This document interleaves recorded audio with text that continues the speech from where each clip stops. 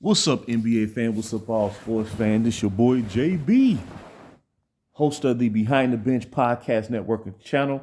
Just want to give a shout out to the rest of the crew. I'm talking about Shy, Kelvin, and Jermaine, Kobe, Brian, Film Room, and Big Dog Mad Sports. And for everyone who's tuning in, we hope that you support Behind the Bench, become a subscriber, and help make the show the best that it can be. And I just checked, and we have won the support of over 1,400 subscribers. And I tell you, it's a winning combination, and we definitely thank you for supporting this channel. And that must mean we doing something right. Because I can remember back around September, October, we probably had less than 500. And to see the support,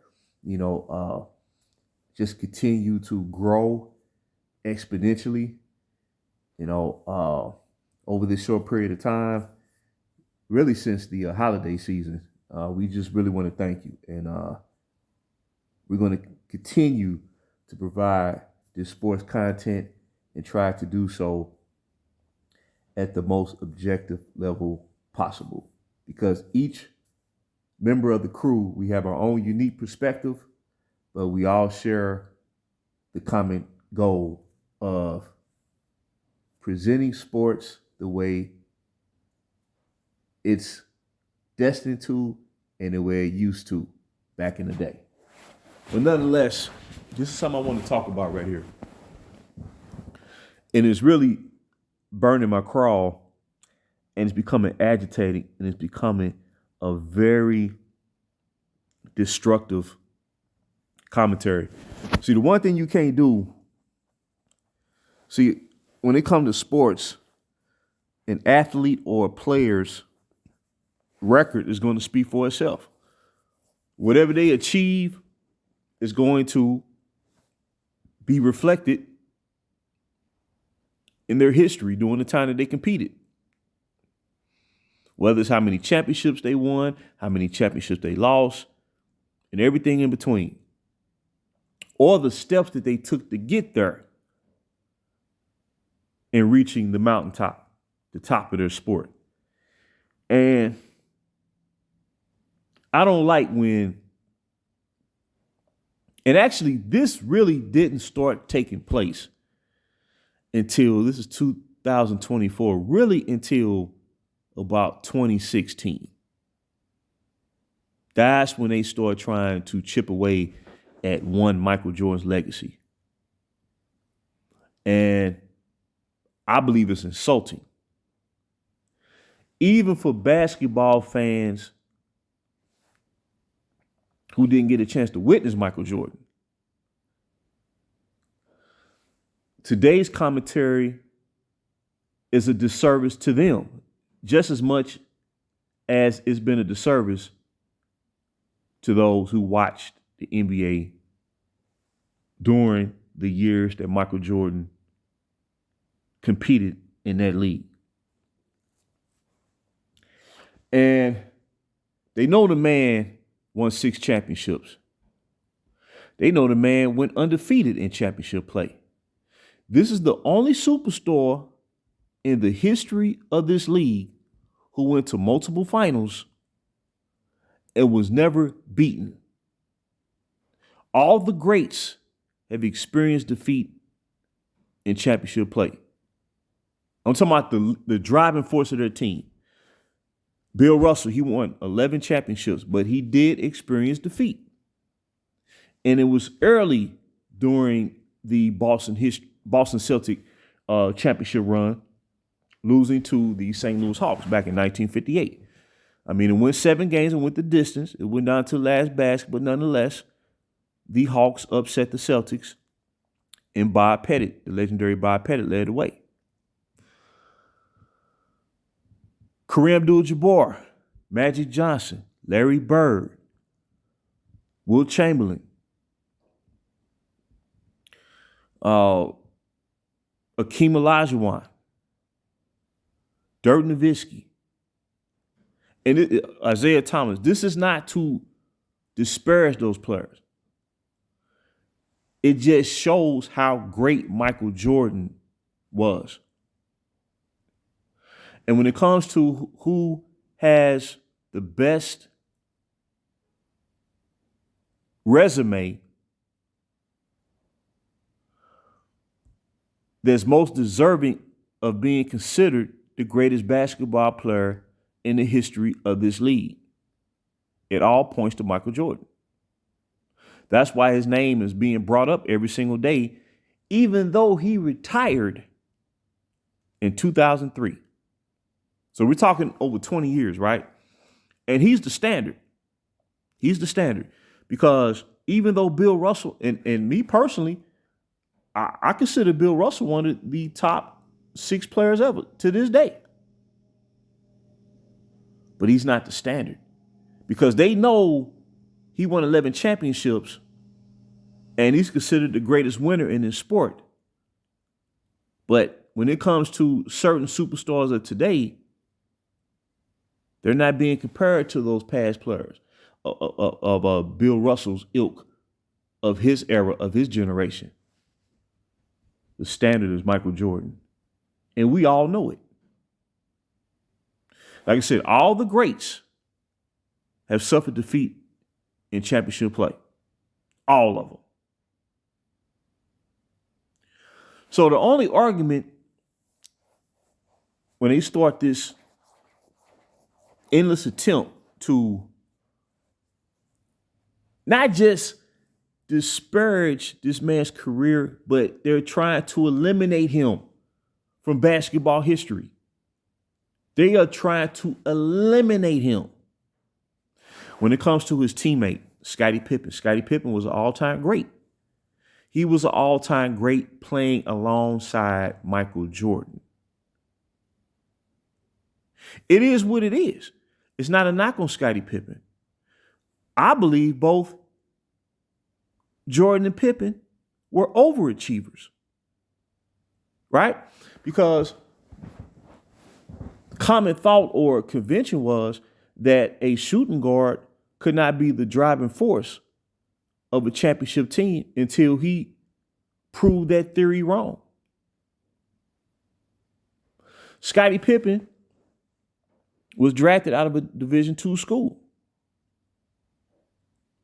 See, when you look at the positives of circumstances, you can appreciate what was achieved.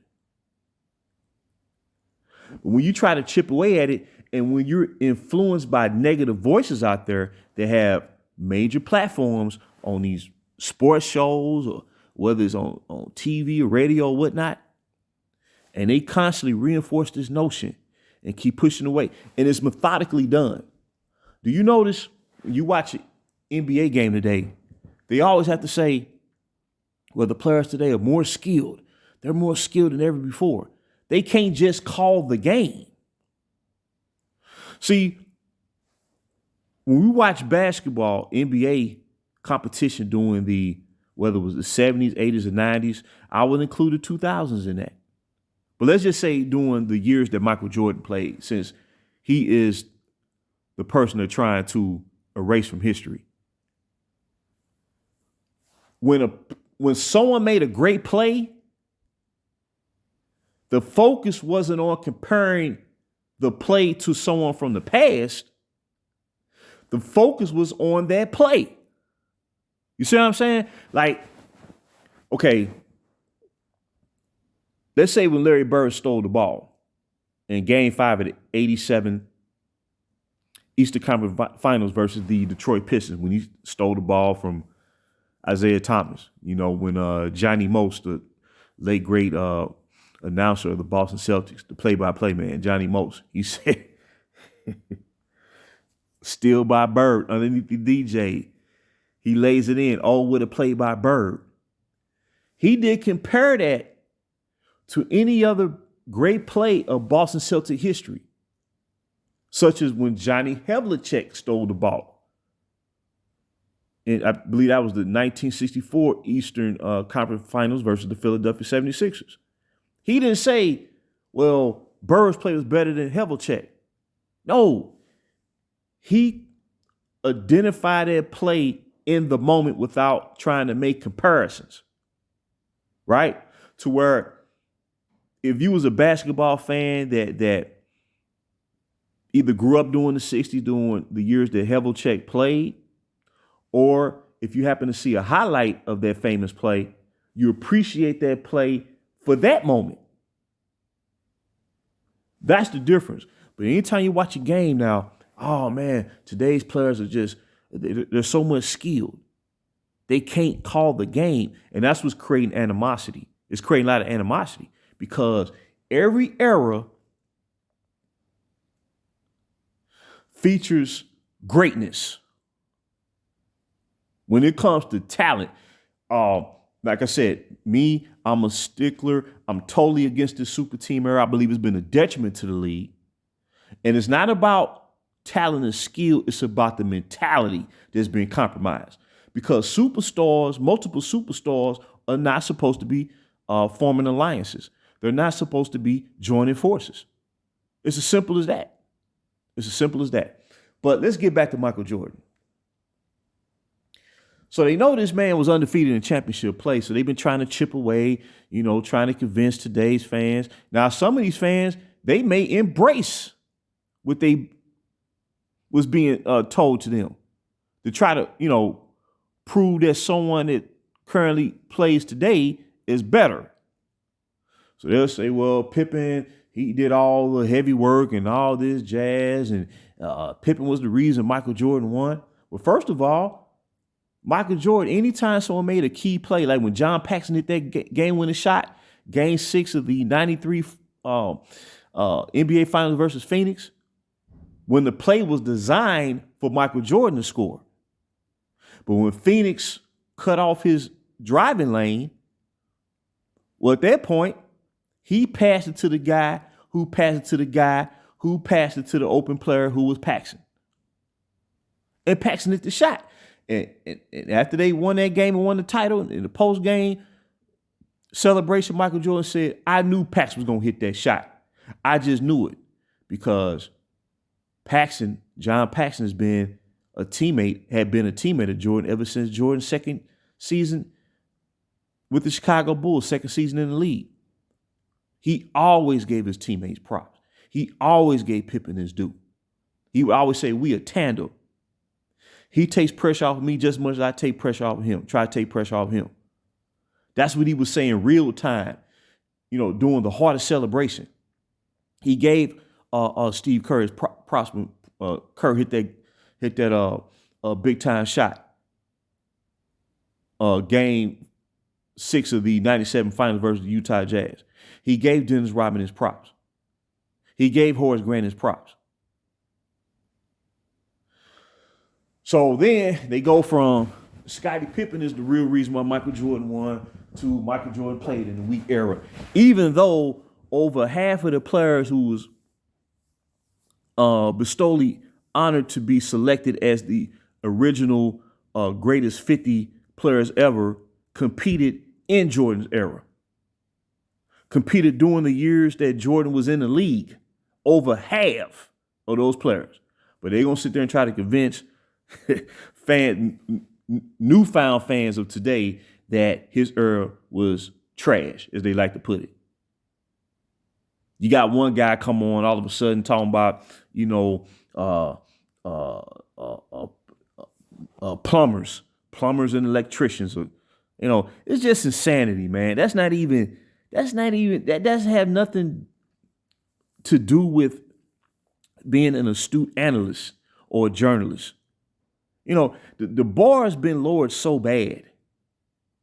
It's more like tabloid journalism. It's more like tabloid. No.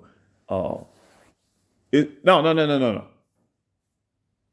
have taken reality and history and try to reshape it and create virtual reality.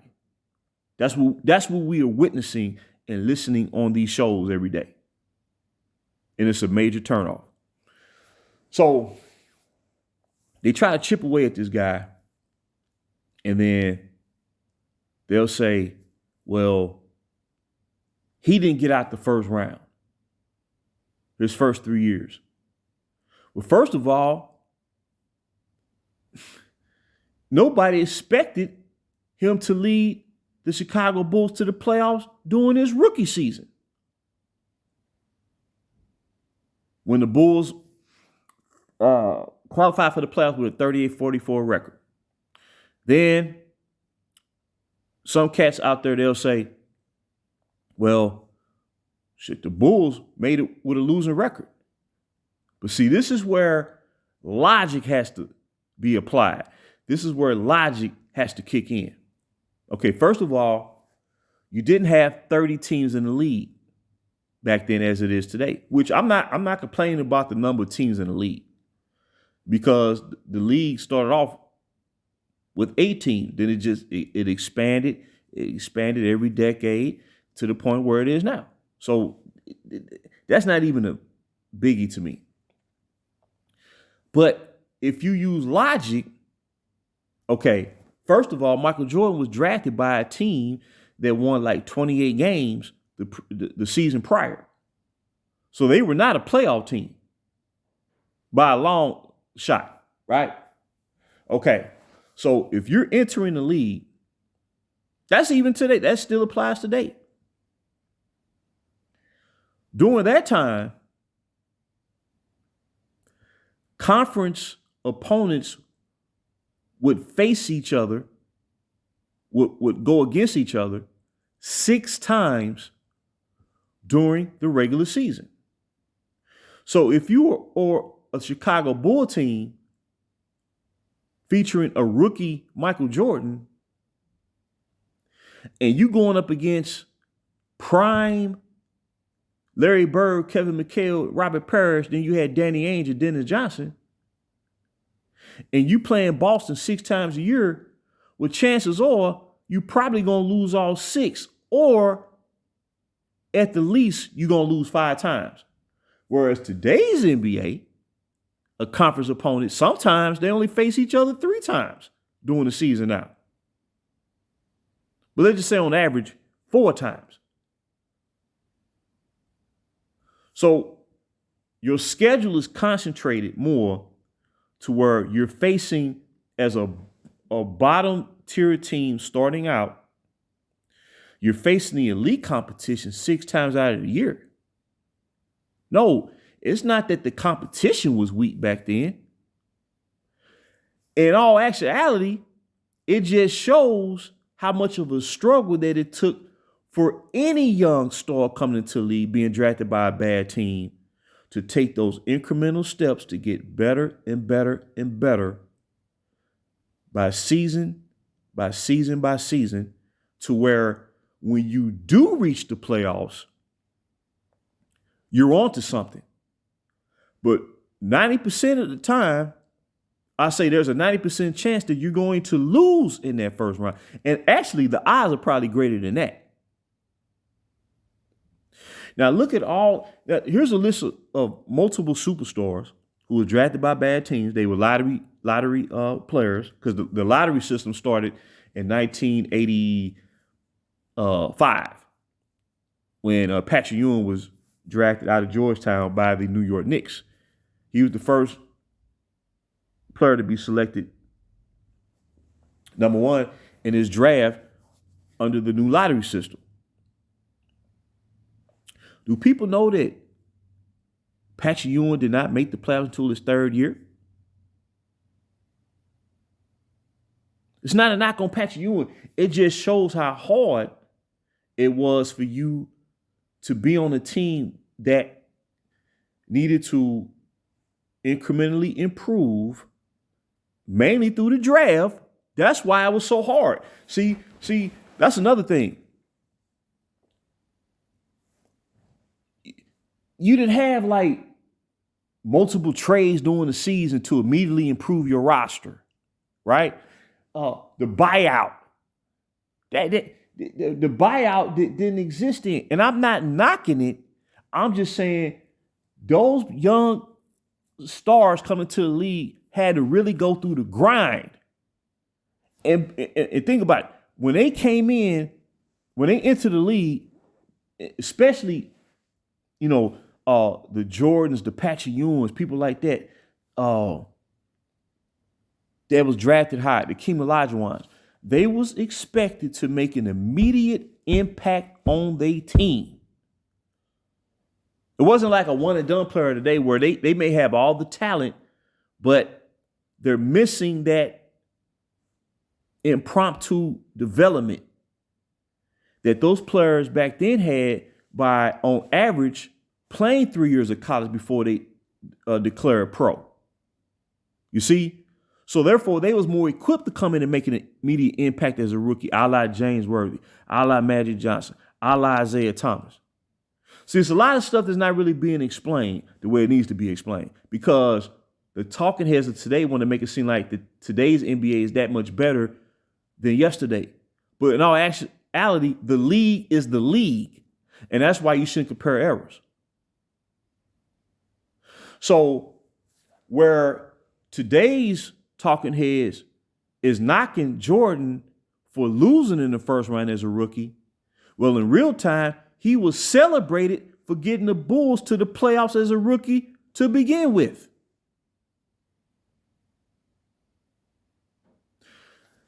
Dominique Wilkins, one of the all-time great players, he led the league in scoring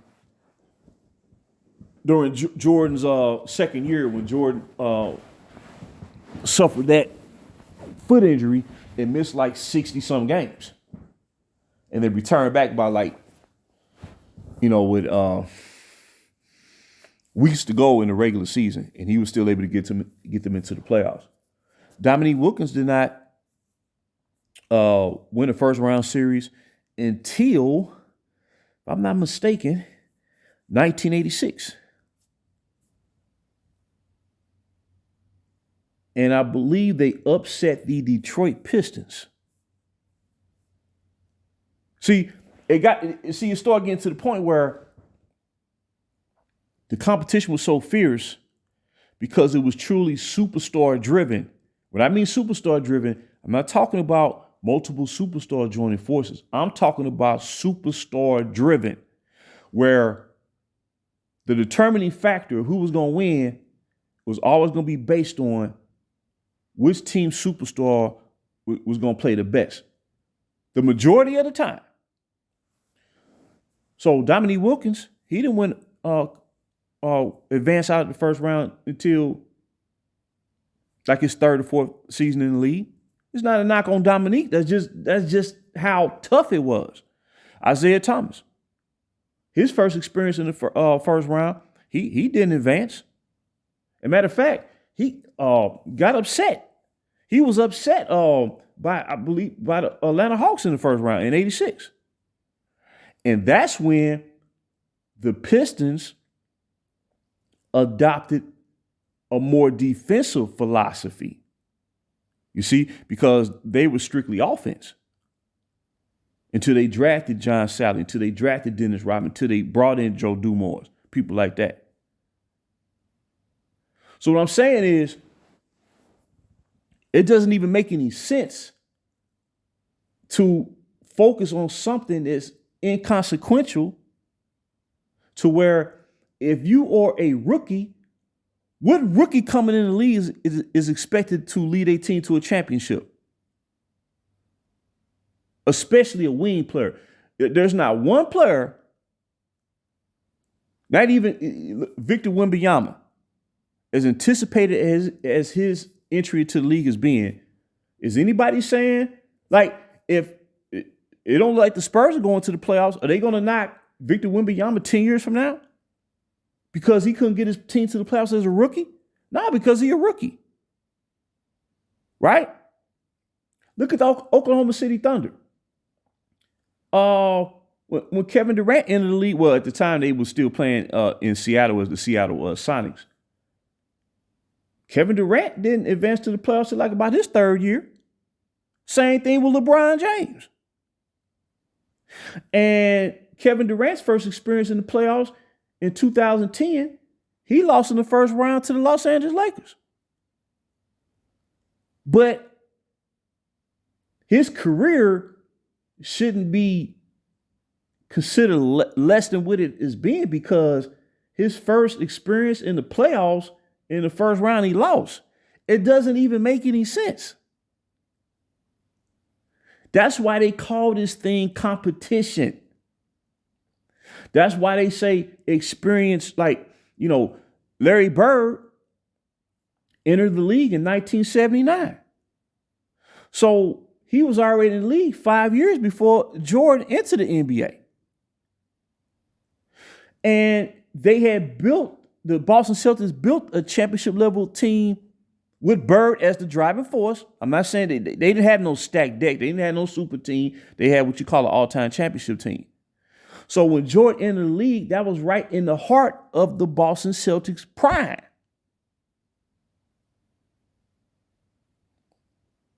And then we saw the rise of the Detroit Pistons, because Isaiah Thomas entered the NBA, 1981. So he entered the NBA 3 years before Jordan did.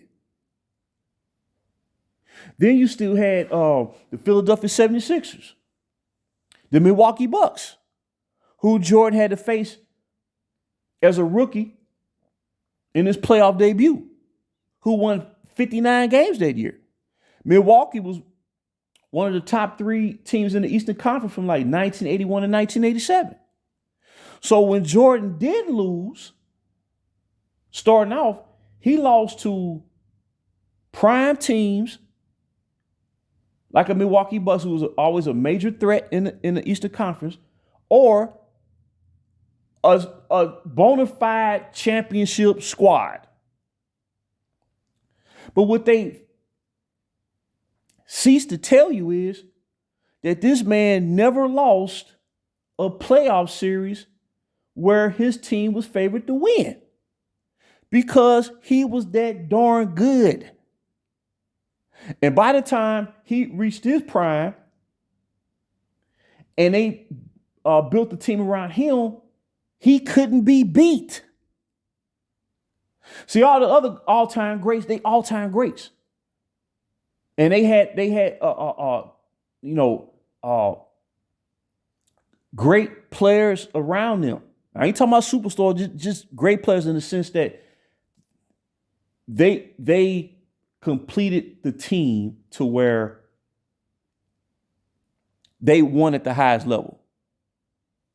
But even those teams suffered defeat when they were favored. Showtime Lakers lost in the playoffs when they were favored. The Boston Celtics lost in the playoffs when they were favored. The Pistons at one time lost in the playoffs when they were favored. LeBron James has lost multiple playoff series or whatnot when he was favored.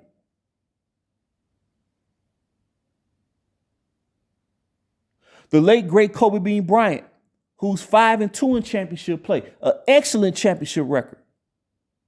He lost. He experienced defeat. And he's been my favorite player since he entered the NBA. And if him and Jordan compete against each other, I'm going to root for Kobe Bryant every time. But at the end of the day, he did suffer defeat when his team was favored to win. This man, Tim Duncan, he's lost playoff series when his team was favored to win. This man never lost one time when his team was favored to win.